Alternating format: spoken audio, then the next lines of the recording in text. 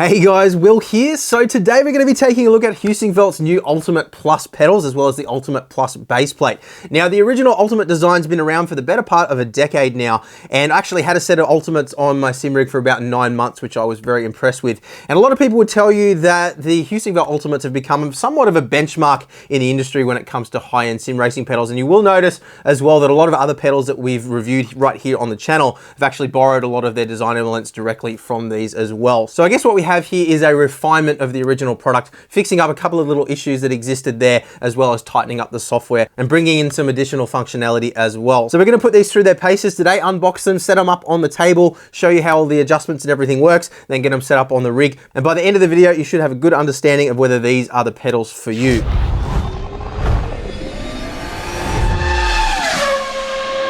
So the pedal set that we see here, including the base plate, comes in a little bit under 1,200 euros. So 1,100 euros or just under 1,100 euros for the Ultimate Plus pedal 3 pedal set. So that includes the throttle, brake and clutch. If you want to go with the 2 pedal set, which just includes the throttle and the brake, that is just a little bit under 900 euro. The base plate on its own is 80 euro. And if you do happen to own an original set of Ultimates, you can purchase an upgrade kit too, which comes in a little bit under 100 euros. And there is a really good video on Heusinkveld's YouTube channel, which I'll link down in the description below, which shows you how to install that. But let's get started on unboxing these. Okay, so I don't want to spend too much time on unboxing. I do want to get into the more important stuff, but I did just want to sort of highlight a couple of things here which I think are important. One of the things that I personally really like about the Heusinkveld brand is just how involved they are in the general sim racing community, particularly Niels, who is obviously the founder of the company. He has his own YouTube channel. He releases a lot of videos there where he's just talking about sim racing in general and just sharing his passion with the community. So when I had a look at the box and I saw this quote around on the back here, performance counts, but never forget the joy of sim racing. I think that really embodies what Heusinkveld is all about and one of the things that I really love about their brand. So I just wanted to point that out before we get started here, because you know this is a product that's been created out of passion for sim racing, not something that is just a cash grab and something that is, you know, designed to, you know, maximize profit, I guess you could say. So this is something that I have very high expectations for because it's designed by a genuine sim racer for genuine sim racers. So let's get this open now and have a look at what we have inside. Now these did ship internationally to me as well. They were in a bigger box, obviously. So yeah, no issues with packaging damage or anything like that, but we weren't expecting to see that. We don't see that very often these days. Let's crack it open here. What have we got? We've got a little personalized note here, which I guess is going to be some highlights and notes for reviewing, which is always useful. Thank you very much for that, Sven. Thanks for sending that through, mate. We've got a little envelope here. What have we got inside this? I'm still not a graceful unboxer, even after all of these years. What have we got? Okay. Even the envelope is branded. I mean, these are the little things that make a difference. You know, you can see that they really take pride in the product and the presentation, which is great. So ready, set, go. Thank you for your purchase. Just a little thank you note. We get some stickers as well. A couple of different colors and assortments there. Nice. We've got a product manual. It's not called a quick start guide. It's actually called a product manual, which I appreciate. I've got a bit of a thing about quick start guides. I feel like people need to actually take the time to fully understand a product before they try to use it. But yeah, this looks to be very, very well presented.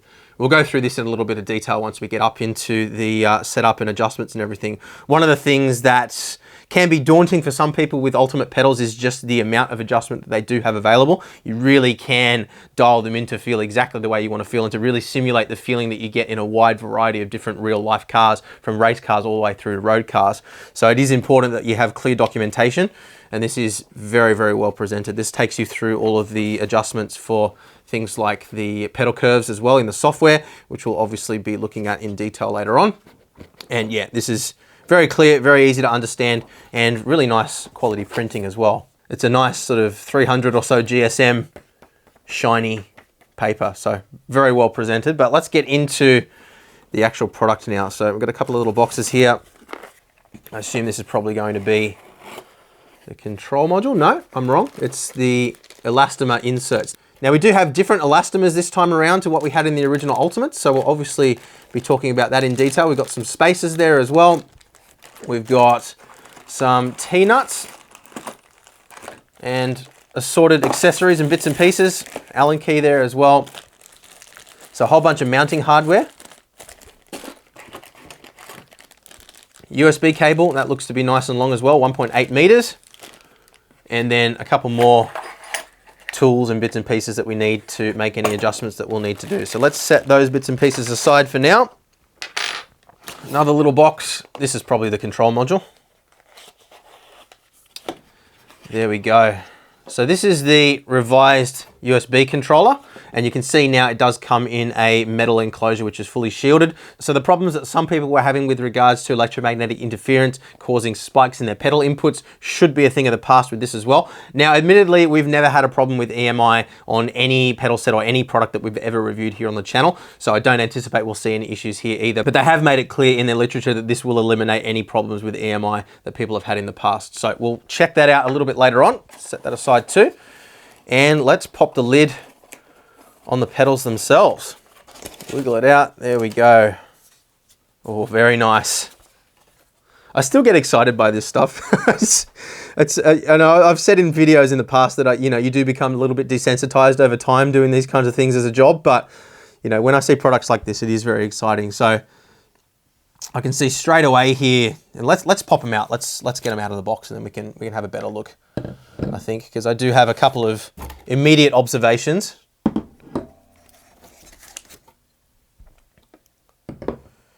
All right, let's set the box aside and we can get into these in more detail. Let's start off by having a look at some of the common design elements between all three pedals. Then we'll focus in on each of the pedals in their individual detail, talk about adjustment, and of course the things that have been updated between the Ultimate and the Ultimate Plus that we have on the table here in front of us. So you can see all three pedals have this nice glass blasted steel finish, which does give the entire assembly a nice textured finish, including the pedal faces themselves. We can see if we spin the pedals around a little bit here as well, we have hydraulic dampeners across all three of them, and those are custom designed by Heusinkveld themselves. So they're not just an off-the-shelf part which has been adapted to sim racing, and that is something that I think is important because that's something that we will see carried through the entirety of these products. Is every element has been designed specifically for the end result or the end requirement rather than something that's been pulled across and adapted to sim racing. So hydraulic dampeners on all three. Now, in the case of the throttle pedal, it's a one-way dampener, meaning that it has a dampening effect as you push the pedal down, but it doesn't influence the pedal return. Now, that is really important because what it means is that you do get the effect of the dampener as you push the pedal down, but as the pedal returns, you don't induce any hysteresis or any lag or delay on that pedal returning under your foot. So some of the pedals that I have tested in the past with hydraulic dampeners on the throttle, the Fanatec V3s, for example, with the optional damper kit added to the throttle pedal, what I found is it did feel quite nice underfoot, but when you lift off the throttle, there was that little bit of lag there, and that did lend itself to losing a little bit of control under throttle input. Obviously, you want to have that pedal come back exactly as you raise your foot. You don't want to have any lag there whatsoever. So that is going to solve that problem. Then we have a two-way dampener on the brake and the clutch. We then have a preload adjustment across all three as well. So we can see on the throttle, we have a preload adjustment for the spring here. Similar deal on the clutch, although there are a couple of other adjustment points that we can fine tune on the clutch in addition to what we have available on the throttle. Then on the brake, we have a similar adjustment for our thermoset elastomer springs, which we'll be looking at in a lot more detail in just a moment, because that's one of the things that's been updated from the original Ultimates. Now, across all three pedals, we can see urethane bushes here as well for our pedal stops. Now, you'll notice this is adjustable with this slider on our throttle and our clutch, and that allows us to adjust the throw or the amount that we can push the pedal down. On the brake, this isn't adjustable, and that is for a very good reason, which we'll explore a little later on. Now, these are responsible for eliminating metal on metal contact, and you can see as I push the pedal down, what's happening is these little arms here are pushing up against those urethane stoppers, and that is achieving two things. So it gives us a nice cushioned bump stop at the end of the pedal throw, so we're not getting that hard metal to metal clacking contact. It also eliminates any noise as well. So you can hear as I hit that bump stop, pretty much completely silent. There's no real noise there at all, and there's definitely no sound of metal on metal contact. And those are those little attention to detail things that kind of just go to show you that these are something that's been designed by sim racers for sim racers. These are things that are important in the context of sim racing. Often people are sim racing on a rig that's right next door to somebody that's trying to sleep. Maybe kids are trying to get to bed or something like that. So again, in the context of real life racing, not such an important thing, but in sim racing, these are the things that can make a big difference. Now, if we spin the pedals back around to the front again, You can see another common design element is the self-lubricating bushings here on our pivot points. And we'll look at those in more detail in just a moment because those are one of the things that's been upgraded for the Ultimate Plus pedals. We also have height adjustable pedal pads across all 3 pedals, and those are adjustable in 3 positions in 13mm increments. And then if we turn our pedals around to the side again, let's talk a little bit more about the load cell. So all 3 of these pedals do utilize load cells, and that is responsible for translating the pressure that's being applied to the pedal into the data, which is then used for throttle position, clutch position, and braking pressure. You'll notice there I said throttle position, clutch position, and braking pressure. That is a really important distinction here. Even though we are using load cells in the throttle and the clutch, the way this is implemented is fundamentally different on the throttle and clutch to what it is on the brake. So let's just set the brake aside for a moment here, and I'll flip up the throttle pedal for you so you can see what's going on here. So we can see our load cell underneath here, and that is then attached to a little mount, and these mounts have actually been updated. We'll talk about that when we go through the updates to the Plus series in just a moment. And if we have a look inside the base here, you can see there's a little tiny spring, and what happens is when we push the pedal down, that spring is compressed. The amount of tension on that spring increases in a linear fashion the more we push down on the pedal, and that spring force is then measured by the load cell. The load cell converts it into a variable voltage. That voltage is then passed through to our control module, and it spits it out as a throttle position for the sim to interpret. Exactly the same design on the clutch as well, so you can see just in the face there, that's the load cell, and if we spin it around, the little spring just inside there. So again, as we push the pedal down, that spring force is measured. And then lastly, we have a uniform solution across all 3 pedals for mounting to our rig. So we've got 15 degrees of tilt adjustment here. And if I hold those down, it's a little bit awkward, but you can see we can tilt that up and down through 15 degrees. Just tighten those up quickly by hand, just so they're not moving around as I'm showing you the rest of this.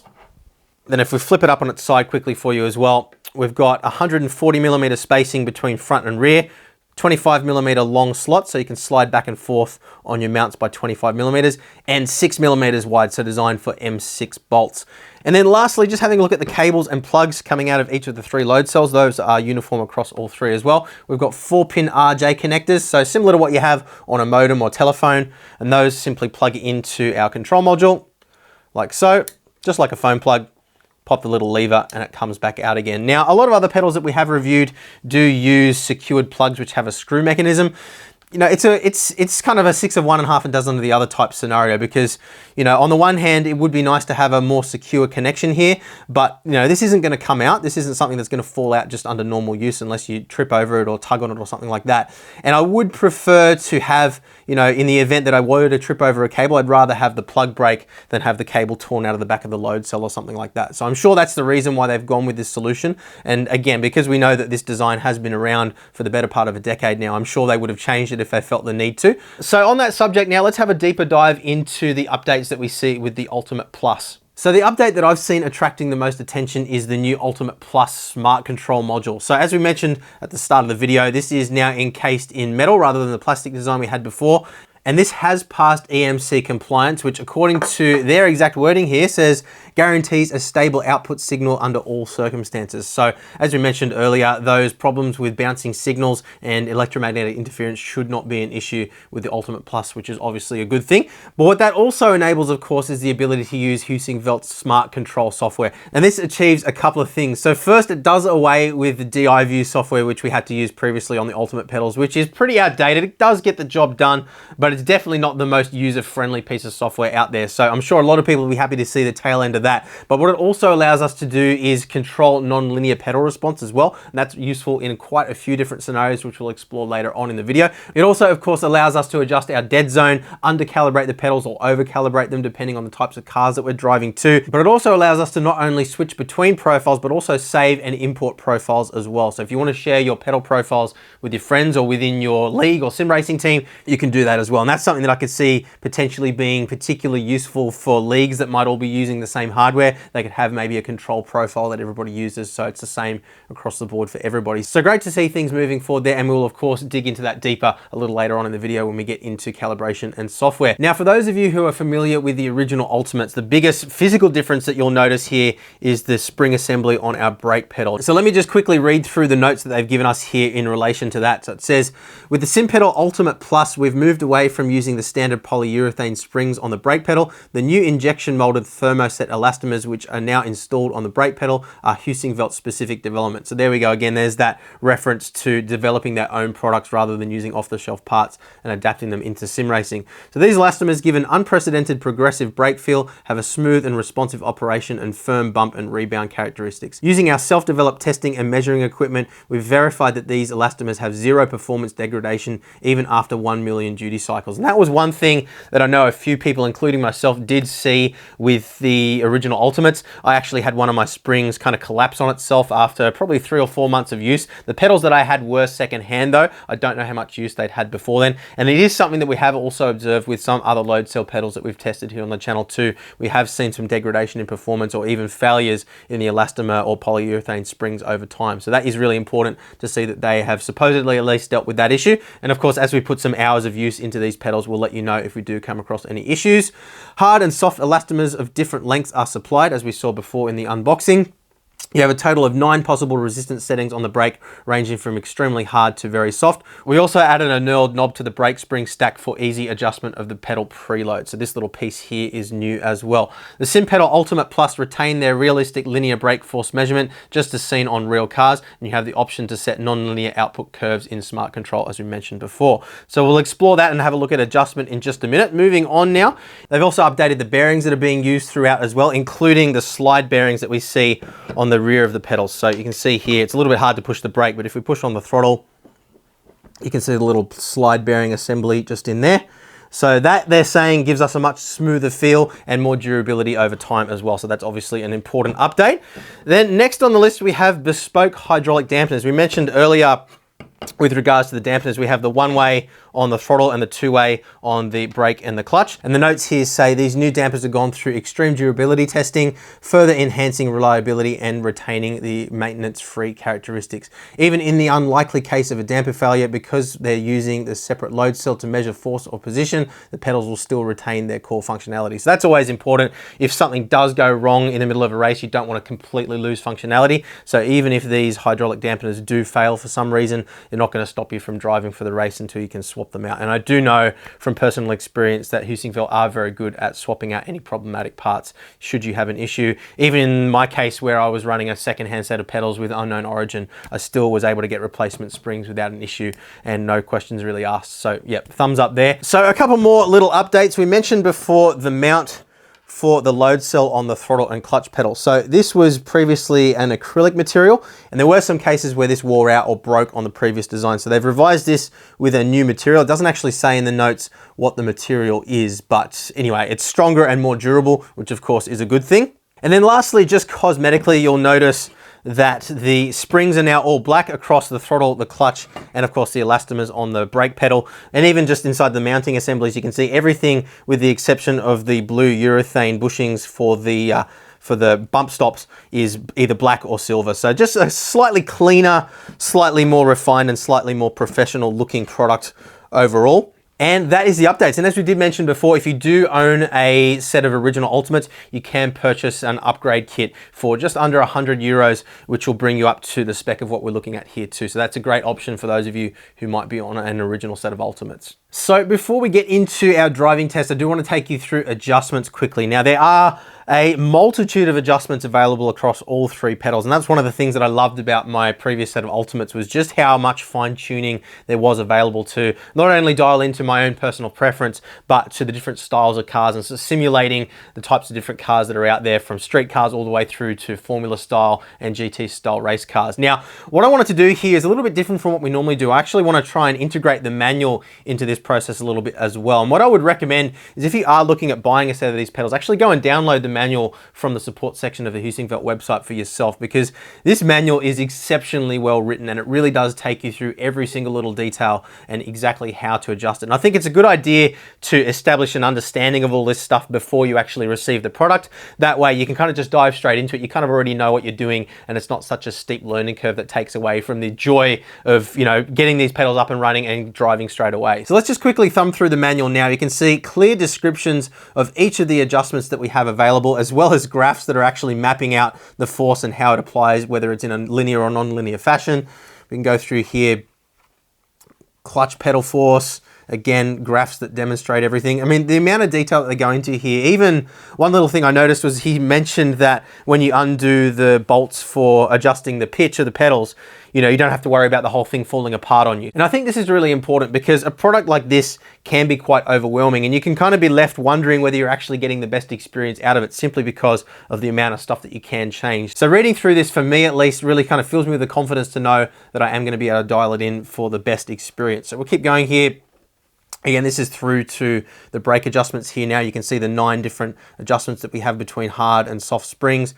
And even just here, there's a visual diagram of exactly how that's configured. So yeah, a massive amount of detail here. And I would once again recommend that you guys download this if you're looking at buying these pedals and getting across it yourself. You can see there an exploded view as well that shows how the assembly goes together. Really, really good stuff. And yeah, something that I really do think sets this apart from other products that we reviewed here. So let's take a more detailed look now at the mechanical adjustments available on all 3 pedals. So as we mentioned earlier, all 3 pedals have the same adjustment when it comes to pedal angle or pitch. So we have that 15 degrees of tilt as we demonstrated earlier. As we mentioned before as well, we can adjust our pedal plate. So let's just quickly demonstrate that. So we'll grab our Torx key. Now, one thing I did notice it wasn't mentioned in my notes is that they are now using a Torx bit for these pedal faces. So on the set that I had, at least, it was a Allen key previously, and I did have an issue with that stripping out on one of my pedals. This probably has been updated for a long time now. It's probably not something that's unique to the Ultimate Plus, but it was something that I noticed that had changed since my early edition Ultimates. So we're gonna undo the little nut on the back here. Simply unscrews. So it's just a standard little nut there, not a nylock or anything. And then the bolt slides out, like so. And then we've got our pedal face. You can see there's a little notch there as well. And then we've got our hole, which is countersunk for mounting the actual screw. And then if we have a look at the face itself, you can see our 3 points of adjustment, and there's a 13mm difference between the 3 of them. So in the bottom position, I'm just going to be careful to line this up properly. So there we go, bottom position, that is 252mm high. Then we go up to 265, which is the default position, and then we can go up to 278mm, which is again another 13mm increment. So we're going to set that to the middle position where it was. That is perfectly fine for me. Simply pop the bolt back through the front, and nut goes back on the back, and we're good to go. So same adjustment across all 3 pedals. Obviously the height is slightly different for our throttle pedal, as you can see here, but otherwise the adjustment parameters are the same. So next up, some adjustments which are unique to the throttle and clutch. So we'll set our brake aside and let's have a look at these guys. So with our throttle and our clutch, we have the ability to adjust our pedal travel. So the amount that the pedals push down. A little bit harder to push the clutch here on the table, but you get the idea. We can also adjust our overall pedal force, or the amount of force that's required to actuate the pedal, and our pedal spring preload, which is the adjustment for the spring tension here. So pedal travel is a very simple adjustment. As we saw before, the little blue urethane bushing, all we need to do is just loosen off using the included Allen key, the 2 little bolts, just crack those.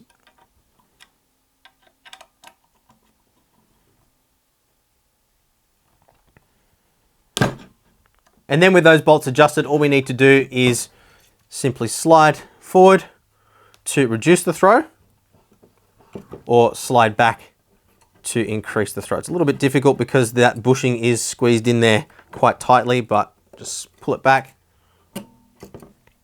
all the way forward. And you can see now we have a much larger amount of throw there available. I'm going to actually set it back to close to where it was. I think that their factory preset is pretty good. Now, one thing just on that note that is important to take note of is the fact that these are pre-calibrated from factory. So as soon as you make any adjustments, you will need to go back in and calibrate them again. But obviously we're going to do that as part of this video anyway, so it doesn't really matter. But just so you know, if you do fiddle with them, you will need to recalibrate. So just make sure it's nice and straight.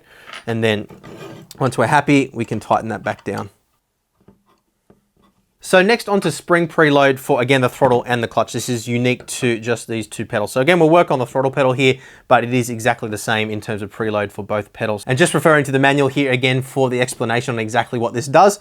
By making the spring length in the rest position shorter or longer, you change the initial amount of force required to move the pedal. The slope of the force curve will remain identical. So it's just adjusting the amount of initial force needed to get that pedal moving, but it doesn't change the linearity of the force that's applied as the spring compresses. compresses. And that makes sense because it is a linear spring here. It's not a progressive spring, so it's not going to change in characteristic as it compresses down. So what we do is we take our 10mm little shifter here, or spanner that was included in the box. We loosen off our retention nut, like so. And then all we need to do is just wind in or wind out this little collar here. Winding it in increases the preload. Winding it out decreases the preload. We obviously don't want to decrease it to the point where the spring becomes non-captive. And what I mean by that is if you were to wind it out too far, and I don't know whether that's actually going to even be possible on these pedals, I'm guessing probably not. But if we wind it out all the way, you can see there, even with that preload wound all the way out, our spring is still captive. It's not rattling around inside there, and it's still sitting firmly on the spring retainer or the spring perch that we can see just on the back of the adjustment knob here. So that's as simple as that for preload. And again, what that's doing is it's just changing the amount of initial force required to get the pedal moving. So I'm going to set that back to roughly where it was from factory again. I do like to sort of start off with factory settings as they recommend you go, and then make any adjustments from there. So we're just going to tighten down that little locking nut again as well. And if you want to, before adjusting these things, you can put a little mark there with a permanent marker, for example, so that you have a reference point, you know exactly where it was from factory. If I was smart, I probably would have done that before I adjusted things, but too late now. Now, just quickly on that, once you have made your adjustment, the manual suggests you also check the little nut here to make sure that's nice and tight up against the eye here. So let's just quickly do that too. I don't think that would have come loose. Yep, that's fine. So we are good to go. Obviously, you just want to make sure that all these things are tight, because anything that's loose will work its way free and move around when you're driving. And anything that is loose and moves around is obviously going to change how the pedal feels over time while you're driving. And muscle memory, as we know, is extremely important when it comes to pedals, particularly with the brake pedal. So anything that's changing while you're driving is obviously going to ruin that muscle memory and make it a lot more difficult to be fast and consistent. So next up, we have our throttle and clutch pedal force adjustment. This is a little bit different between the two pedals. So we're going to set our clutch pedal aside now and just focus on the throttle pedal. So this is going to be made by adjusting or loosening off the two little bolts here, pretty much exactly the same as what we did on the lower bolts here. What we do need to pay attention to here though, is that we don't remove the bolts entirely, because if we do, there is an assortment of little washers and bits and pieces inside here, which can fall down, and it's going to be really difficult to put this back together again afterwards. So to save yourself the hassle, just loosen them off enough that you can adjust it up and down. Don't loosen it off entirely. Now, if we have a look at the manual here, we can see once again a very convenient force graph here, which explains the relationship between the amount of travel and the amount of force that's required. But essentially what we're doing here is changing the slope of the pedal force curve. In the highest position, you'll need more force to reach the end of the pedal travel compared to the lower setting. It also slightly raises the overall amount of force required. So the procedure for adjusting the pedal force on the clutch is a little bit more involved. We have two sliders this time instead of just the one. So what we've done is loosen off the two bolts, one on either side here. And again, we don't want to remove these because we don't want to have the assembly collapse from the inside. It's going to be a pain to put it back together again. And then same deal with the two bolts just in this position here. What I also would recommend is loosen off, make a little mark where your preload was set if you wish to, and then just back off your preload until that spring becomes non-captive as well. As you can see here, that spring's now rattling around freely. Releasing that spring tension just makes it a little bit easier to move things around without scraping up your brand new pedal. So essentially what we have here is an adjustment which raises or lowers this entire assembly, as we can see here. So in the bottom position as it's set now, so bottom here and top here, that is our softest setting. And as we move that up through medium and then strongest setting at the top. So you can imagine now it's going to require quite a bit more force to push that pedal in than what we had at the bottom here. So I'm going to leave that in the default position for now. But what you do need to make sure you do here, however, is raise or lower in proportion front to rear. So we don't want to end up twisting it. That's going to cause other things to kind of go out of whack here. So we're going to lower that back down to where it was. I'm going to tighten that up again. And then we can move on to the curve adjustment. So having a look at the manual again, we can see a nice graph which demonstrates a relationship between foot force and travel percentage. But we also have an adjustment here for our pedal force curve shape. And this is what gives us that two-stage effect with our clutch application. So as any of you who have driven a real life manual car would know, when you push the clutch down, there's kind of a second stage where the bite point is. And this can vary quite a lot from car to car, which is often the reason why somebody who's very experienced with driving one manual car might jump into a race car, for example, and find that they stall it the first couple of times that they try to launch. So what we have here is an additional adjustment. This allows us to adjust between the typical kind of feeling that we'd have in a street car and of course a race car. So if we have a closer look here, as I push the clutch pedal in, you can see the spring compresses, and then as I get close to the maximum threshold, this whole assembly kind of pivots upwards. Now you can imagine here, if we adjust the position throughout these 7 holes, that's going to influence the curve here. And again, if we have a quick look at the manual, you can see a graph which demonstrates the most concave versus the flattest effect here. So we can't dial it out entirely, but we can reduce the effect by about half here, from 16 at maximum down to about 8 kilograms of force required. So we'll pop that back out of the way. So what we need to do is again remove the 2 bolts. We can remove them entirely this time around. It's just a washer and then a bolt going through from the backside. We do want to remove the preload from our spring as well.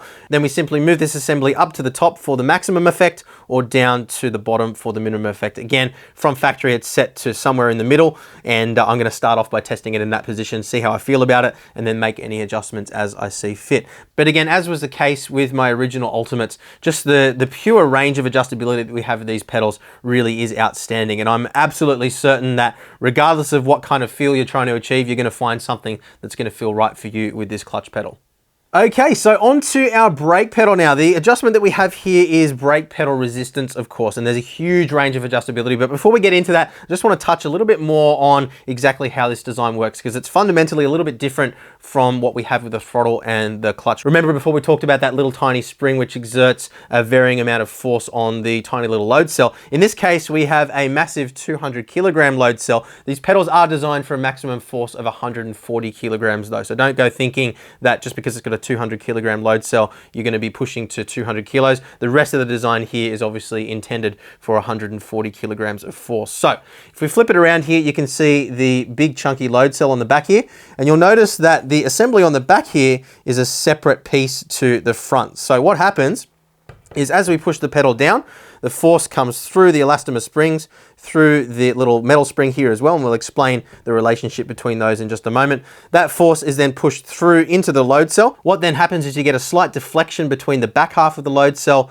and the front half of the load cell. So you can see, because these two halves are separate, as the back end pushes down, we can measure that differentiation between the two. So that slight deflection in the load cell is of course caused by the amount of force being applied to the pedal. That is then converted into a variable voltage. That variable voltage is then interpreted or amplified by the little control box and fed into the sim as braking pressure, which is then applied within the game or the sim that you're playing.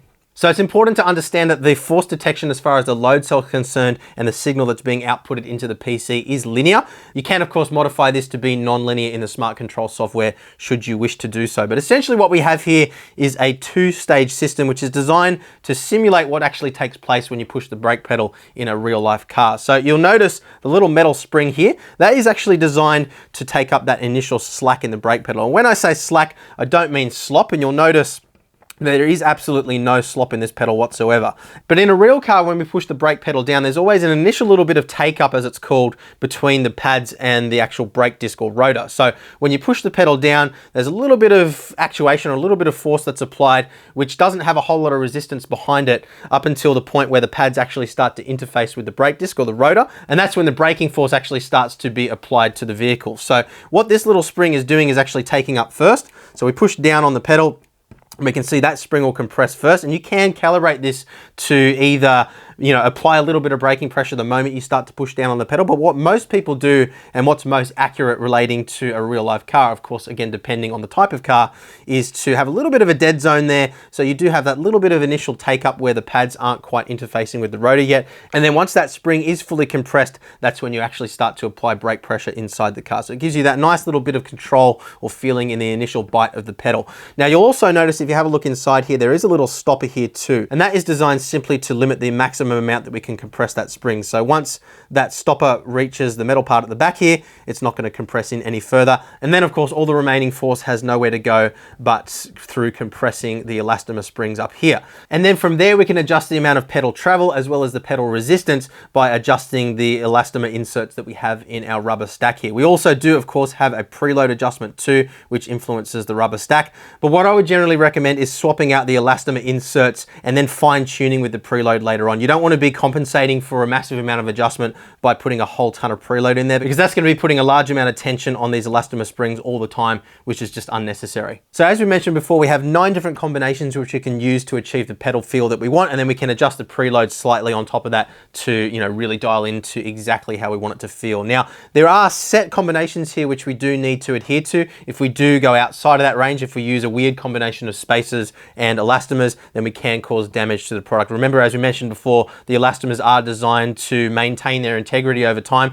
and not blow out or lose their strength. But of course, if we are pushing outside those design tolerances, then problems can occur. Now, what we get inside the package, as we saw before in the unboxing, is a couple of little elastomer springs, as well as a bunch of spacers. So all of the elastomers are marked as such. So we can see here 37 HE soft, 19 HE soft, and 28 HE soft. And then we have the spacers here. The ones that are installed by default are the harder springs. And again, if we reference the manual here, we can see we do have a list of all the different combinations, as well as exactly what they should look like once you've put them into the stack. So you can see here we have 1, 2, 3, 4, 5, 6, 7 spacers. Then the thicker spacer, our 19, another spacer, and then our metal spring. And we even have another force gauge here where you can see foot force in kilograms, up to 140 kilograms, as we mentioned before, or 280 odd pounds. And then the amount of travel in the pedal relative. So you can see here X and Y are our softer springs, and then A, B, C, D, E, F, and G related to our combinations here. So again, very self-explanatory and very, very easy to kind of get an idea of what you might like before you go and adjust it. Now, it's not too difficult to change out by any means, but it's good to have a reference like this just so you're not shooting completely in the dark from the onset. So the way we adjust this, let's just pop the manual out of the way. We wind off the preload, so you may need to loosen the little retention nut here first. I don't need to, so we just tighten it a little bit, loosen it off there.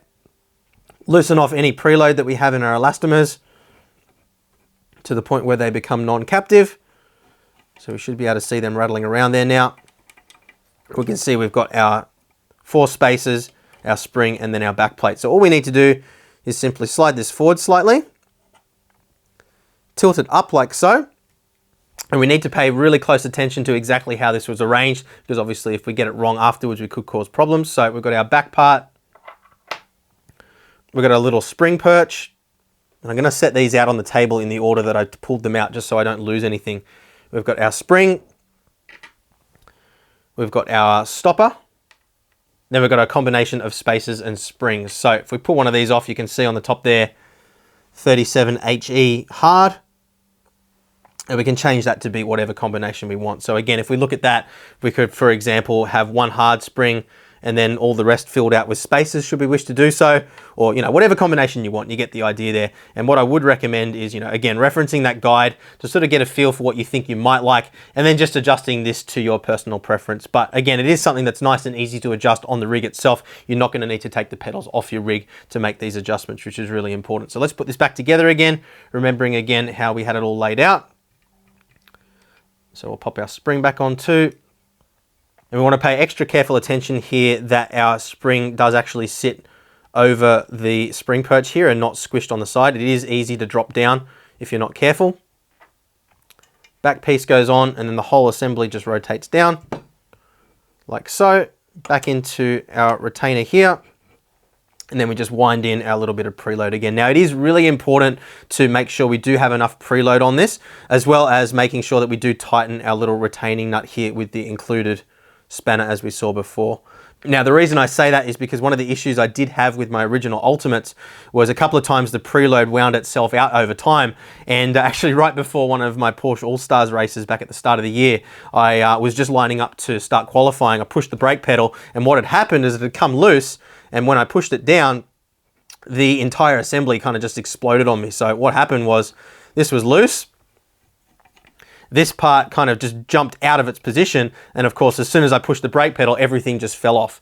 And yeah, it was a real struggle to get everything back together before the start of the race. So you do just want to make sure you've got that nipped up nice and tight, and you shouldn't ever have that problem, but just something to be aware of. If you do ever have the thing kind of fly apart on you, don't freak out. Nothing's broken. It just needs to be reassembled and you'll be good to go again. So just get a little bit of preload in there. Again, you can adjust that to your personal preference, but I wouldn't recommend using it as a substitute for subbing in the correct elastomers. And then once you're happy, simply just nip up your retainer like that. and you should be good to go. So before we get these mounted up on the pedal plate and do some driving testing, just a quick word on maintenance as well. Now, as we mentioned a couple of times now in passing, most of the pivot points here do have self-lubricating bearings, so including here, here, and here on all three pedals, as well as in the eyes in the front. So this one, and this one, all self-lubricating. You shouldn't ever have any squeaks or anything coming from those positions, including the damper as well, of course. You shouldn't ever need to lubricate those. However, we do from time to time need a little bit of lubrication in a few other areas. So let's just quickly flip the pedals around. And what Heusinkveld recommend is a dry PTFE lubricant. WD-40 sells a product that does exactly this. Don't just use your standard wet lubricants like the regular WD-40, for example, because what that can actually do is not only break down any rubbers or plastics, but also attract dust and grime over time. That then creates an abrasive environment, which can damage the product over time and just create more problems for you. So it can be a short-term fix for a squeak, but it's likely to cause you more long-term problems. So dry PTFE lubricant, all we need to do is, and again, the manual has a very clear illustration of exactly how to do this, so there's no real ambiguity or confusion. You can see little dots on the points where we need to add lubrication should we ever have any issues. So in terms of the brake, it's simply just the slide bearing here. On the throttle, same position. On the clutch, same position. And then on the throttle and the clutch, also these little joints here on the swing arms. And that is it. That should be all that's ever required in terms of maintenance. So let's get the pedals mounted up onto the pedal plate now. We'll talk about the pedal plate in a bit more detail and then get into some driving tests.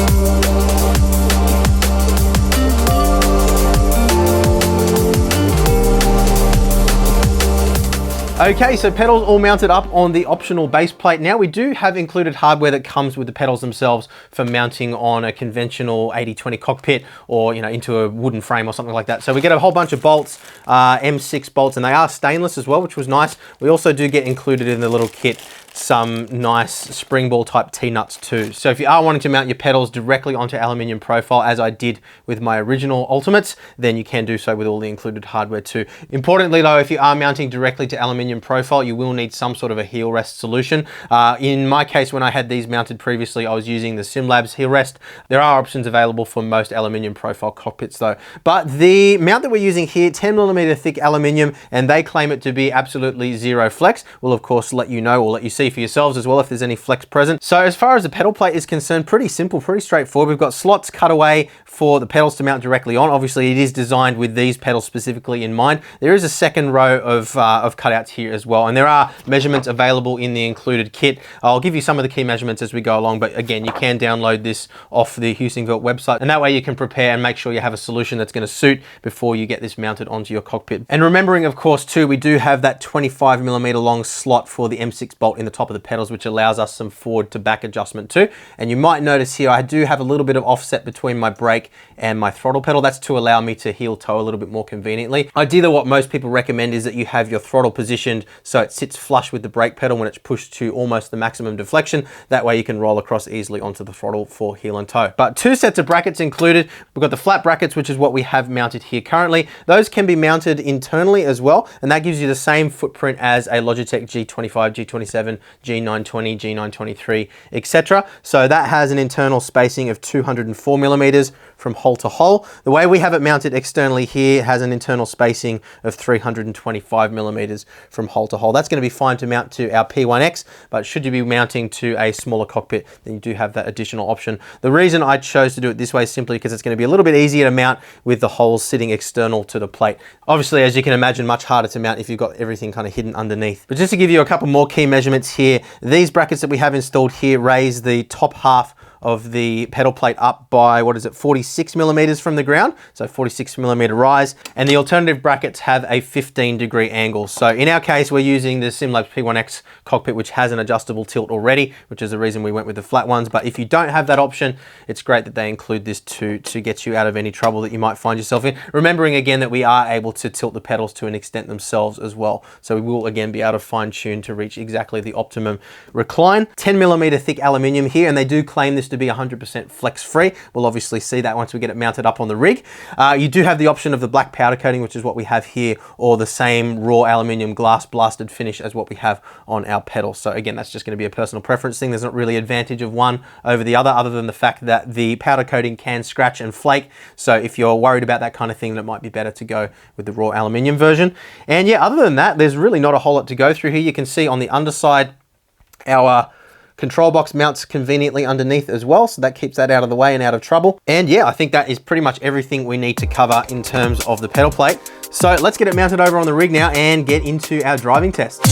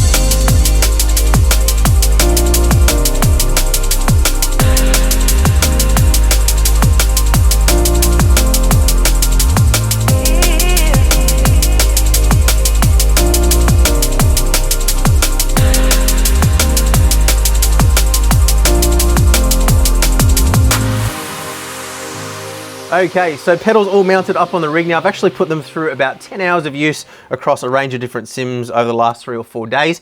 And yeah, just wanted to sort of test out before we recorded this segment, just to see if there were any little issues that cropped up. A little bit of a noise in the throttle pedal, which I'll talk about in just a moment.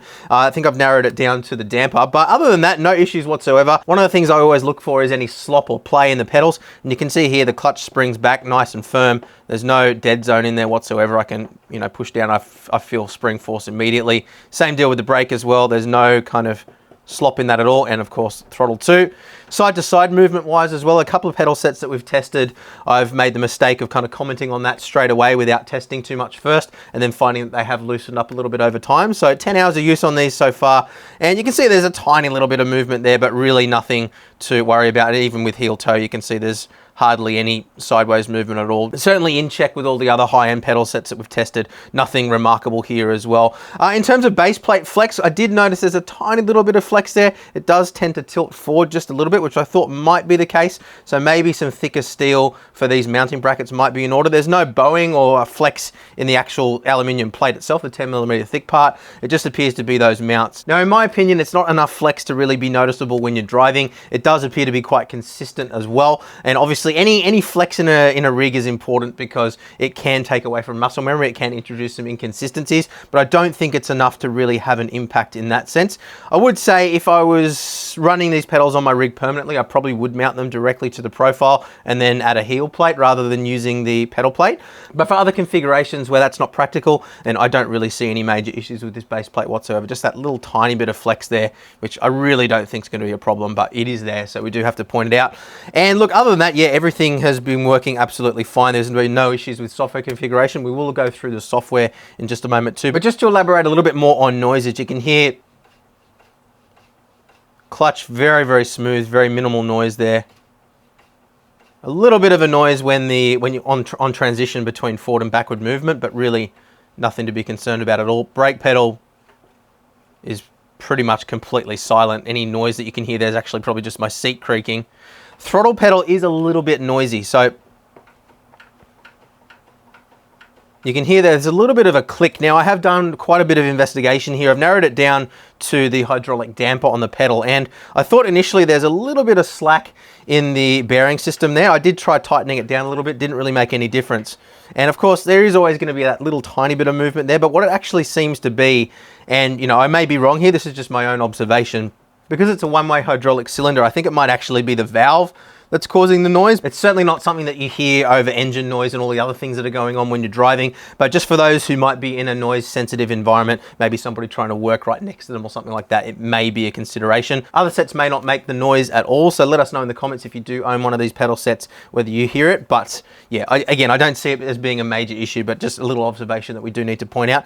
But just on the subject of those hydraulic cylinders, that is one outstanding feature which I have grown to really enjoy on these pedals, and something I do think sets them aside from others that we've tested. Remember before I mentioned how when you have a hydraulic dampener on a throttle pedal, often it can introduce a little bit of hysteresis or a little bit of lag when you lift off. And you can see here, when I lift off the clutch, I can actually feel a little bit of resistance as the pedal returns. So you can kind of feel as you lift up, your foot actually does come away from the pedal just slightly. It doesn't quite return as quickly as your foot comes back. But on the throttle, even though I can feel that little bit of dampening behind it, and it does have that nice kind of smooth feeling to it, when I lift my foot up, regardless of how quickly I bring my foot back, it springs back underneath my foot immediately. So there's no problems at all with having any sort of dampening effect on the amount of control that you have over the pedal. It has all the benefits of that smoothness without introducing any lag whatsoever. So I would definitely rate these right up there with the best of the best in terms of just smoothness and overall refinement in the pedal feeling.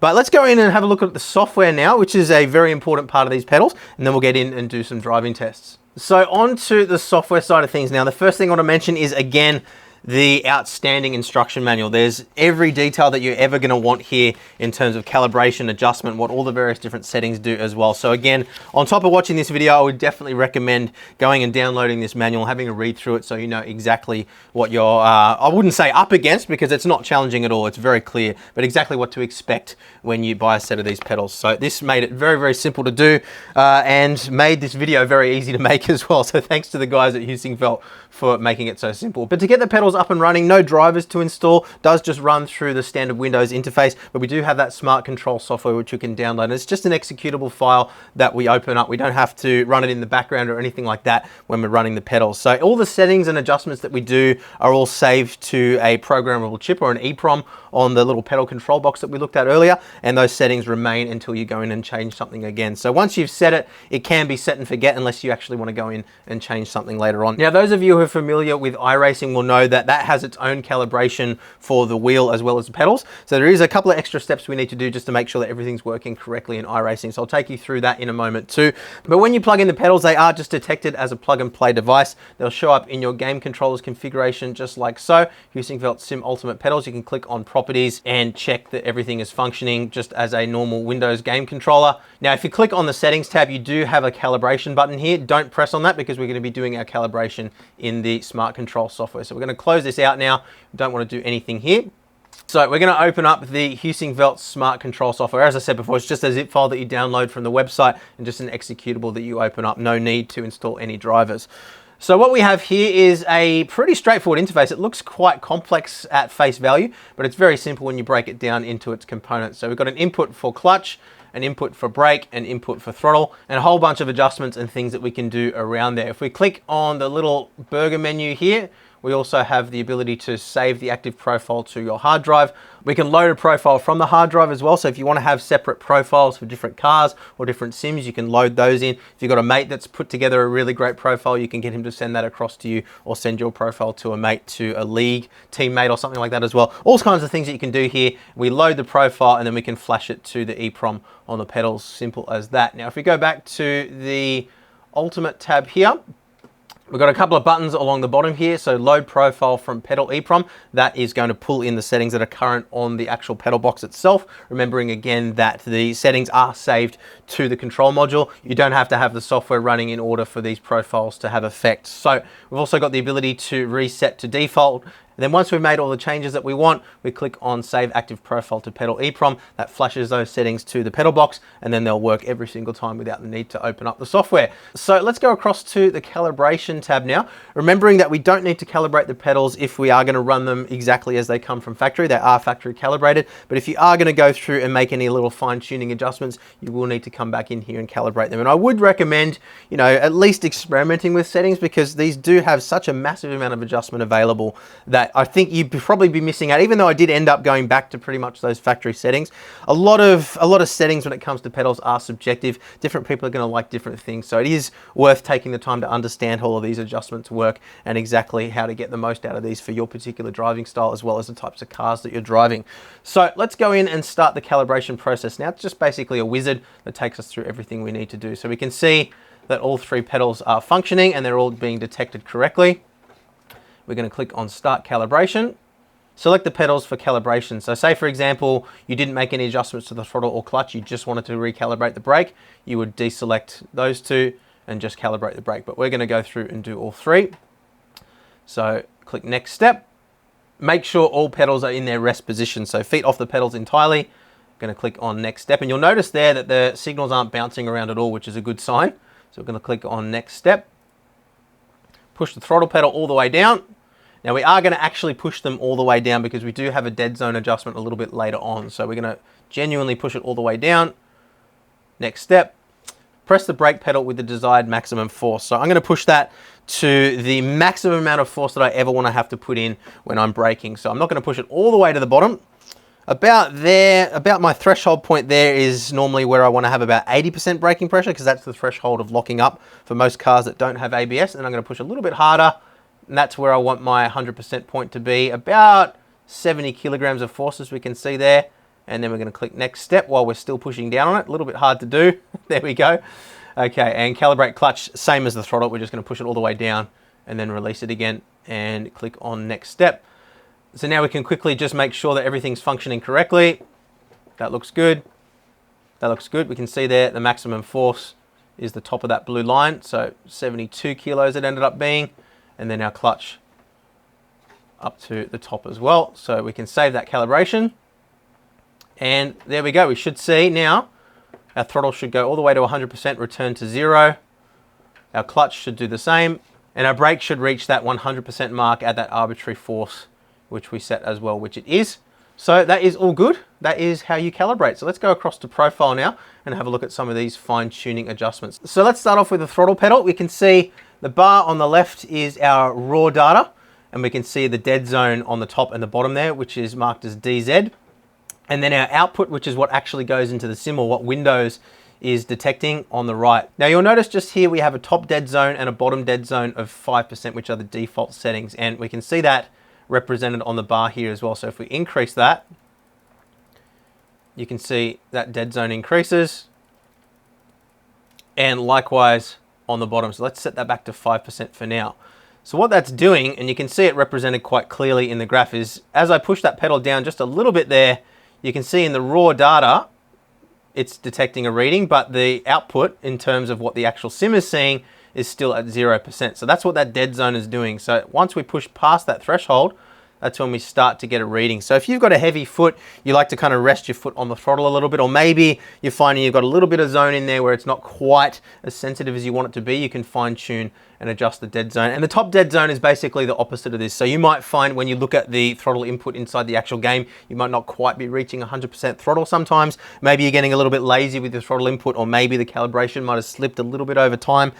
So what we can do here is we can add a little bit of dead zone to account for that. So represented graphically, we can see the output as far as what the sim's actually seeing reaches 100% just before we reach that 100% threshold for physical pedal input. So you can see I can actually push that down a little bit more before it reaches the real 100%. So if I wanted to increase that a little bit more dead zone, you can see now I'm reaching 100% throttle at about 90% pedal deflection. So it really just depends on what you want. But for me, 5% dead zone is about right. And if we have a look at the clutch just quickly as well, we can see that operates in exactly the same manner. So no difference there between the clutch and the throttle. So then in addition to that, and this is probably the call out feature of smart control software, is the ability to set a non-linear curve for all three of our pedals. So let's use the throttle as an example again, because this is again where I think most people are going to find it the most useful. So at the moment we have linear selected, which means that our physical input is matched 1-to-1 with the output that the game sees. So for example, if we push to 50%, we should see the output is pretty much 50% as well. Now you can see a small discrepancy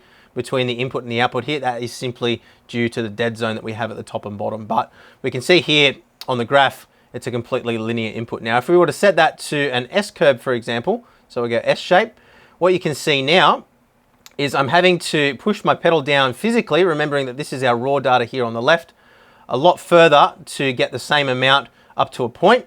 And then what we'll find is when we get to 30% input, it's suddenly going to accelerate. And you can see here the representation between, or the relationship between the left and the right. So now it's actually overtaken the physical input. So what we're getting here is effectively about a 20% increase in physical input for a 40% increase in actual output. So again, depending on the type of car that you're driving, maybe the weather conditions as well, this kind of a throttle input can be quite useful. Say for example, in wet conditions, you might want to have a slightly less sensitive throttle pedal at the initial onset. So as you're first putting the pedal down out of the corner, just to stop you from getting that wheel spin, but then you want to power away once you've started to get a bit of grip in those tires. So that can work really well for those kinds of scenarios. So another example that we might use in wet conditions is slow start. So again, you can see here a nice tapered initial pedal. So we actually have to push down to about 40% to get 25 to 30% input. And then as we go up, it starts to catch up. So again, you can imagine you're coming out of a corner, you're applying the throttle, you want to have it nice and smooth to begin with so you don't get that wheel spin. And then once you're underway, you can get the power down, and it can make a genuine difference depending on, again, the car that you're driving, the sim that you're driving, and the weather conditions. There's a lot of variables, and a lot of this does come down to subjectivity as well, but you know, it can help, and it's definitely a useful feature. Now on the flip side, if we're driving an underpowered car, so something like a Skip Barber or an MX-5 for example, we might actually want that pedal to be a little bit more responsive. So what we can do in that case is the opposite. We can go slow end, and we can see now that's actually a little bit more sensitive at the start. So we can see as I put the pedal down, my actual output is a little bit higher than my input. And then as we get to the top, it'll even out again. So again, that's just gonna help us get the power down a little bit quicker out of the turn for the same amount of throttle input. And where I found this genuinely useful has been just in kind of maintaining my muscle memory without having to adapt my physical inputs on my throttle pedal to suit different driving styles, different cars, different weather conditions, and so forth. Now we do, of course, also have the ability to customize this. So if we start moving these sliders, we can see it jumps across to custom. So as soon as we make an adjustment, it changes to custom. And then we have 6 different data points here, 1, 2, 3, 4, 5, 6, which we can adjust. So say you might want to start the throttle out a little bit more sensitive. So start from here, for example, and you can see as soon as I put the pedal down now at all, so as soon as it detects any reading, it's going to jump straight to 25% throttle input. Don't really understand why anybody would want to do that, but you get the idea here. So for example, we might want to make it a lot more sensitive at the start, and then taper off really dramatically at the end. So say we've got a really, really underpowered car, and we can see now 30% throttle input is represented by 60% output. So yeah, I think you guys get the idea here. You can pretty much just adjust this to suit whatever it is that you're doing, whatever your driving style is. And yeah, simple as that. So let's set that back to linear for now. So we can see here that our adjustments for the brake and clutch are identical, but obviously the way we actually fine tune those is going to be pretty different from what we do for a throttle, because obviously the purpose is different. So again, if we refer to the manual, we've got a really nice little indicator of what we might do here for a clutch to adjust for an optimal bite point. So again, assuming that you have quite a defined bite point in your adjustment, what you might end up doing is setting this to custom, and then having, you know, quite a steep curve, sorry, not there, but here. So it's quite a steep curve to begin with, and then having something that's quite flat and then goes to 100%. And you would just basically adjust that flat point to be where the bite point is on the clutch. So it's going to obviously vary depending on the car. And with a bite point set to say 60%, like what we have here, and again, you would adjust this depending on the car that you were driving. If we have a look at our graphical representation, you can see anywhere I have my pedal physically between 40% and 80, it's always outputting that 60% So what that ultimately boils down to is that I'm able to have my clutch anywhere within that range and still have that optimum bite point set. So you can see how that is useful for a clutch. Now, if we move across to the brake, then, you know, obviously that's going to be a little bit different again. Now, this is really going to be ultimately a subjective thing. Different people are going to like a different kind of feel here. Personally, I generally do leave this on linear. I'm not going to lie to you guys. But for some cars, like say the Porsche Cup car, for example, which is what we're actually going to be using for our driving test in just a moment, that car is particularly sensitive. And, you know, the threshold between optimum braking and locking up is very, very small. So say a car like that, we know that our optimal braking is somewhere around the sort of 80% mark. And as soon as we push past that, we're going to start locking up. So what we might do for a car like that, for example, is go custom and then have a bit of a flatter point just here. And what that'll allow us to do is kind of brake to that threshold. So we're here, but then if we accidentally push a little bit harder, we're not going to just suddenly lock up and, you know, go sliding off into oblivion. Just gives us that little bit of dead zone there almost, where we can be a little bit more precise, and it just allows us to modulate around that optimum braking point with a little bit more precision. But again, this is going to be a purely subjective thing and very much dependent on things like track conditions, weather, the car that you're driving, the sim that you're driving in. So there really isn't a one-size-fits-all thing here, which is why it's great that we can save those profiles. So I'm going to set that back to linear for now. And just having a quick look at our brake force adjustment here as well, because you can see that's a little bit different to what we have for our clutch and throttle. So remembering again that the brake input and the maximum that we have here is, I guess, an arbitrary value as opposed to what we would want to optimize our clutch and our throttle. So we can see here, as we calibrated before, our maximum force is 71 kilos. Remembering that we can put this up all the way to 140 kilograms if you wish to do so. So effectively, you can push on this brake twice as hard as what I am. And that just goes to show the wide variety of different people that this brake is suited to. I'm not the weakest person in the world, but I'm definitely not the strongest person in the world. And 70 kilograms of force is more than enough for me to feel comfortable and be able to modulate my braking pressure. I can't imagine putting 140 kilograms of force on here, to be honest, with the strength of my legs. But you can adjust and increase that if you wish to do so. We've got the force applied by user displayed here in real time as well, so that's quite interesting. I don't know where you would actually use that in terms of, you know, it being valuable data, but it is quite interesting to see how much force you're putting in. It's particularly at the dead zone there, it feels like I'm doing nothing, but I'm still putting 4 kilograms of force in there. So yeah, interesting. We have a rubber stiffness adjustment. Now, I'm not 100% clear on exactly what this does because it doesn't appear to have any influence on the signal at all and how it responds, but I've got the softer springs in there, so I'm going to set it to soft. I'll see if I can get some clarification around that and put it down in the comments, or maybe some of you guys might know and can comment on it for us. Now, bottom dead zone. This is a very important adjustment, particularly for me because I do have a habit of resting my foot on the brake pedal, as I'm sure a lot of you guys do as well. And I do find that sometimes I'm putting just a little bit too much force on there and I'm actually braking a little bit in the game without realizing it. And that is obviously costing me time around a lap. So what we can do here is increase our dead zone. And I'm just going to sort of simulate how I would drive normally. So I would normally probably have my foot about there if I was resting it on the pedal. And you can see that is actually braking just a little bit. So I'm going to increase my dead zone just a couple of notches. That should be 8% there. That should give me enough. And again, you kind of do adjust for this, you know, as you learn to drive with new pedals. But, you know, working around any bad habits that you might have and kind of trying to train yourself out of them is always a valuable thing. So these kinds of settings do help you do that. Now, remember what we talked about earlier with the metal spring and how it simulates the initial movement in a brake pedal before the pads actually interface with the rotor. If you want to, you can also adjust this to simulate that a little bit more clearly as well. So you can see here, as I'm pushing that pedal in, and I'm just going to kind of stick my head down there so I can see myself. About there is the point where that spring is kind of fully compressed and the rubber springs start to compress a little bit more. So if I was wanting to really accurately represent, you know, driving a street car, for example, I might actually end up adding a little bit more dead zone there, just so that initial little bit of bite in the pedal before the pads are actually interfacing with the rotor is simulated a little bit more accurately. So again, it's purely subjective and it is going to purely depend on the type of car that you're driving. So as I said earlier, there really isn't a one size fits all when it comes to these settings. It really is going to be a case of getting in there and fine tuning and adjusting things, again, depending on your driving style, the car that you're driving, the sim that you're driving, and so forth. But I think the really valuable thing here is two things. The fact that you can make all of these adjustments, it just makes these pedals so versatile, and then load them depending on what you're doing as well. So really, really versatile set of pedals. But anyway, I think that pretty much covers everything we need to in terms of smart control.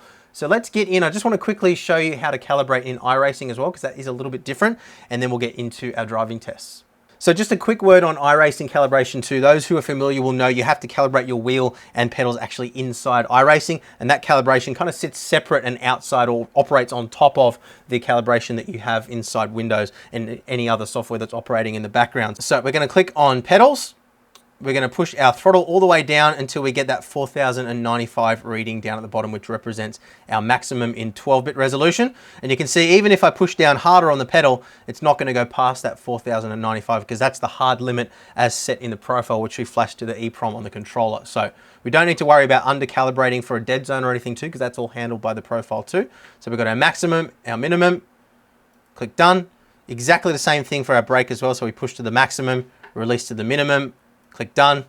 Same deal with the clutch, maximum, minimum, done, and done. And now we are fully calibrated.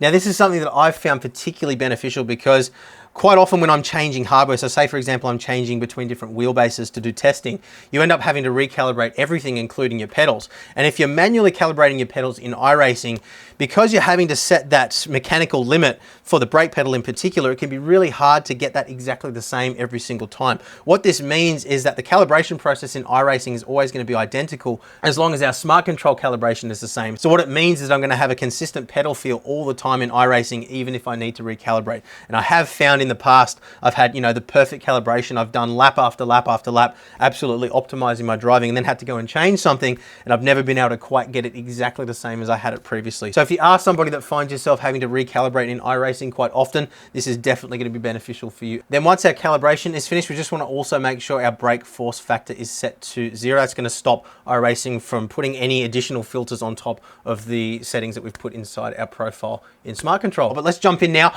Let's do some driving testing. Okay, so as we always do for pedal tests here at Boosted Media, we're going to jump in the 911 Cup car in iRacing around Imola. Chosen this car and track combination for pedal tests simply because this car in particular is very, very difficult under brakes, very easy for the back end to lock up and start skating around. Very, very difficult track as well in this particular car under braking. We've got a lot of off-camber braking zones down hills, into turns, all kinds of things that can upset when you have this car and this track combination in particular. So it's really good at revealing any sort of difficulties around muscle memory, braking thresholds and modulation, things like that. So let's head out now. Now, because I've spoken already about the amount of adjustability we have on these pedals in general, I don't want to spend a whole lot of time testing here simply because so much of this is subjective, and what I like isn't going to be the same thing as you guys like. And I think by this point in the video, it's already quite a long video, and I think we've already covered a lot of the details in terms of what you can expect in pedal feel. But what I really want to just sort of focus in on here is consistency, I guess, above all.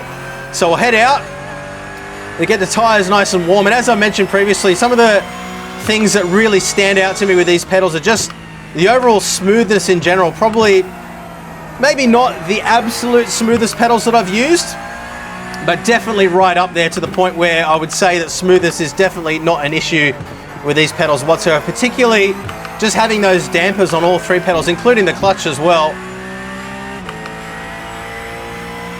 Really just does have that smoothness without any of the lag issues that we have on some other throttle pedals in particular. And with the configuration that I've got here, remembering again, I did end up going back to the original brake configuration as it was per factory with the factory elastomers. Once we get off these cold tires, very easy to find a nice threshold point, very easy to modulate around that as well.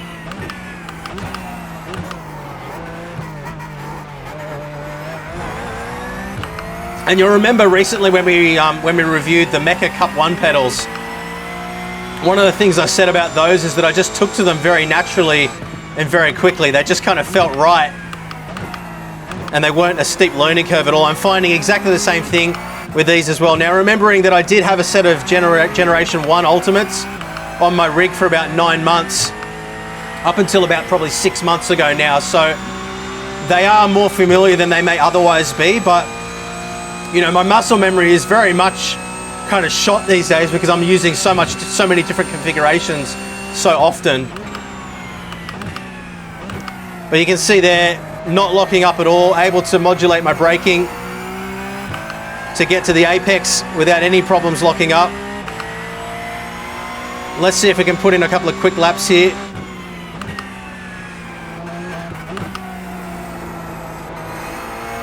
Easing on the throttle. Nice late apex. On the throttle as quick as we can.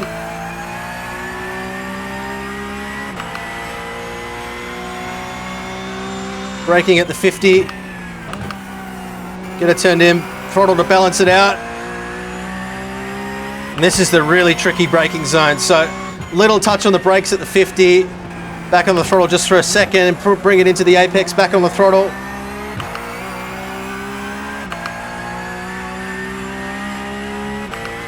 Braking at about the 75 again, braking in a straight line, turn in, ease off the brakes. Very easy to trail brake with these pedals as well, again, because we have that really nicely defined threshold point. Braking at the apex.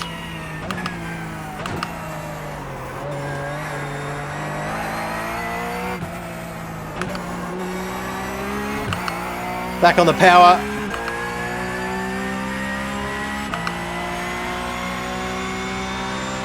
So yeah, all the fundamentals that I expect from a high-end pedal set are there. And while maybe they don't quite have the texture that you get with a hydraulic set, I think, you know, when you consider the amount of maintenance that we've seen that's necessary with a lot of the hydraulic pedal sets that we've tested to this point, I really do feel like, you know, these pedals and similar pedals are really the sweet spot when it comes to a high-end pedal set that's relatively maintenance-free, high levels of adjustability, really can dial it in to be exactly what you want. And I think that really is the standout feature with these pedals in particular, is just the amount of adjustability you have. I cannot imagine anybody having a scenario where they couldn't adjust these to suit exactly what they wanted. And you can see here, even while I'm chatting to you guys, my lap time is absolutely identical within 1/100th of a second there. A little bit of a mistake there. It's going to slow me down a bit, but very, very consistent.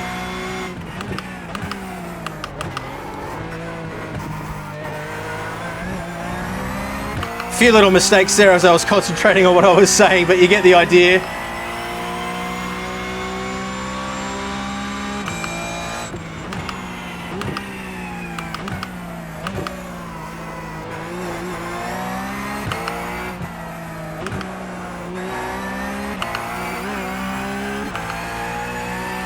All right, let's do one more lap here and then we'll bring it into our conclusions. Normally what I would do is a separate segment where I'm talking about heeling and towing with the clutch and everything as well, but I think I've already kind of covered the clutch in as much detail as I need to, because again, with the amount of adjustability that we have, there's really not a whole lot of benefit to doing a road test, because what I like and what you like are going to be two completely different things. And as I've said, the clutch pedal is just as smooth as everything else. We really can dial it out, so we've almost got no of that sort of two-stage effect, or we can have a really defined two-stage effect as well if we want to.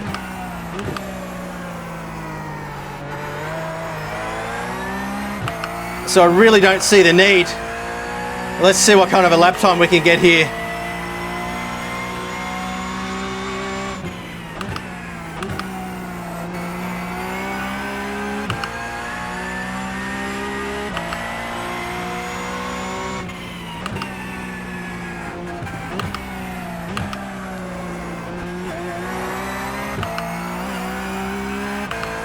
You can see how consistent my times are within 0.06 I should say. A little bit of a lock up there. That was just my own mistake though. A little bit late on the gas.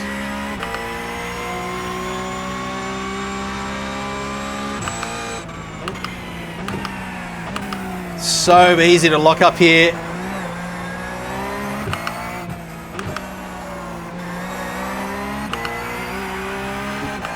Definitely could have been harder on the throttle there.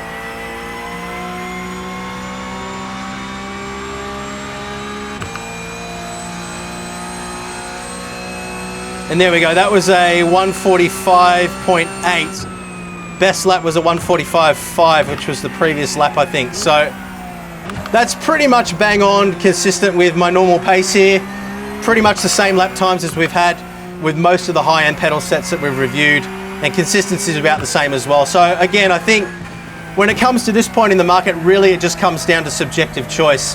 And again, you know, given the fact that we have so much adjustability with these pedals in particular, you know, I really have absolutely no reason not to recommend them. So conclusions on the Ultimate Plus pedals. Now, I said at the top of the video that these are an evolutionary product. The original Ultimates have been around for the better part of a decade now, about 7 or 8 years, and actually owned a set of those original ones.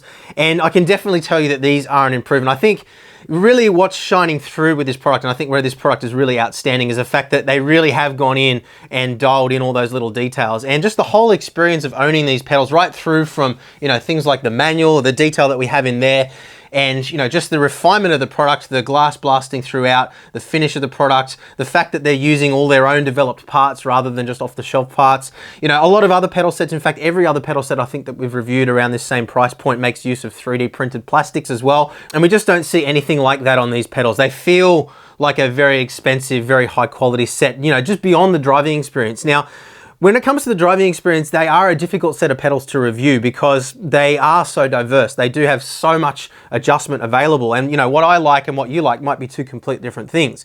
So that's why we kind of took a little bit of a different approach with the driving test on this one, and I hope that you guys kind of understood the reasons why we did that, because you know, there just is so much adjustability there. There's not a whole lot of point in spending a whole bunch of time explaining what the driving experience for me is like, because it's probably going to end up being totally different from what you like. But really, I think the point there is the fact that you can adjust them to suit pretty much any type of car, any type of driving style, right from high downforce racing cars all the way through to, you know, low-powered street cars. And I can't think of another pedal set that I've reviewed to date that gives us that range of adjustability and that amount of diversity in the overall package. So when you consider the price, you know, they are a little bit on the expensive side. There's no denying that. We have tested other pedal sets here that have been a lot cheaper than this. The BJ Sim Racing pedals, for example, come to mind.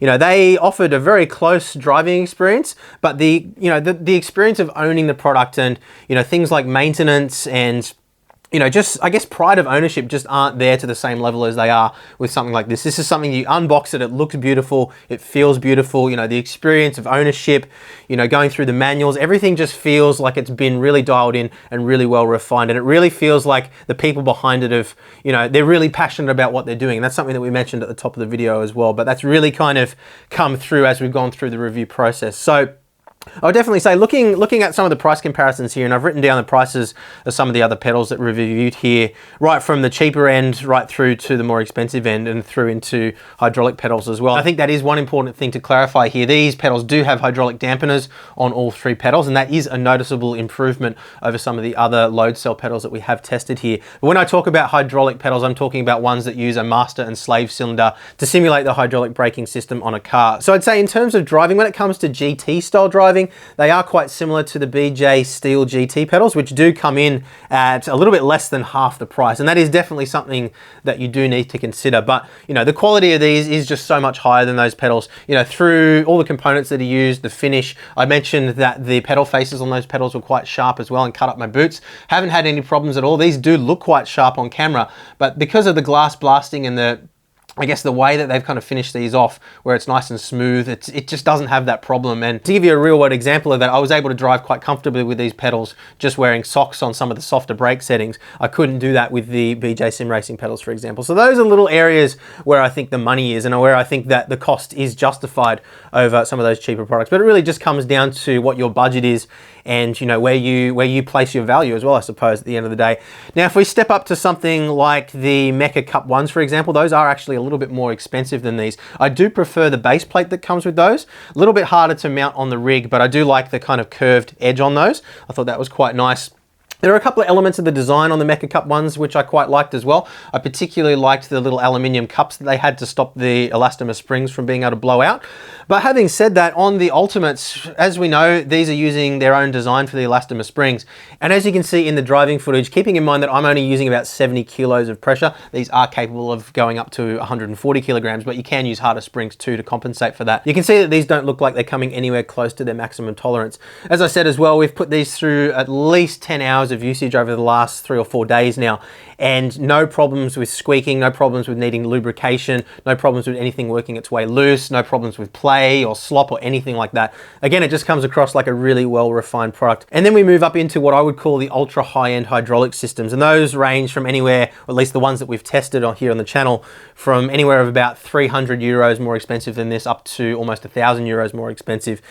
And, you know, while there may be a little bit more texture and a little bit closer simulation to how the, you know, hydraulic system on a real car feels, when it comes to the actual experience of driving the car, there's not a whole lot in it.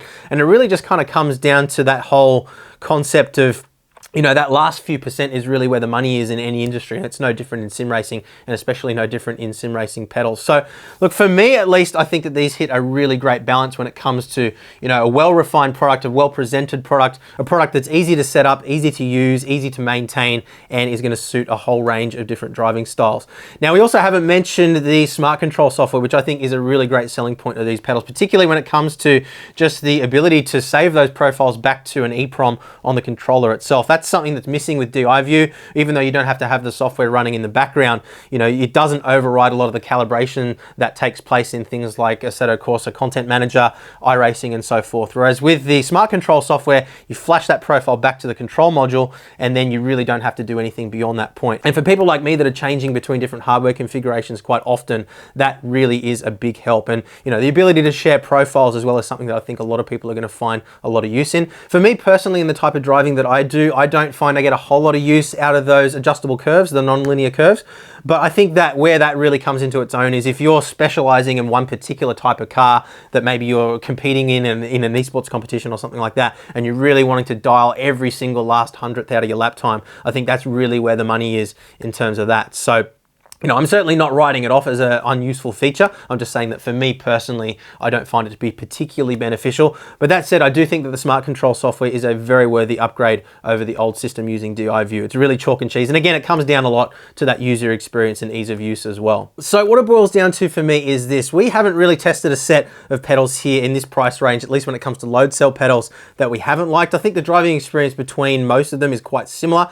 Really where this product stands apart is just in the amount of adjustability that we have, as well as the fact that it's such a well-refined product that stood the test of time, and just that ownership experience overall. I just found this a very enjoyable set of pedals to own right from the moment I opened the box. You could see the excitement on my face, and that enjoyment has carried right through the testing process, right through to the point where we have them on the table now, and I'm keen to get them installed back on the rig. So I think that's probably the best summary I can give for these pedals. I don't see any reason not to recommend them, and I'm sure that anybody lucky enough to purchase a set will absolutely love them as well. So thank you very much to Heusinkveld for sending these through to us to review. And if you do want to pick up a set for yourself, we'll put a link to their website down in the description. We do also have a digitalmotorsports.com link as well, which is an affiliate link. So if you do want to pick up a set of these pedals and you want to help out the channel as well along the way at no additional cost to you, then that link is available for you to do so. But thank you guys so much for watching. I really do hope that the videos helped you out.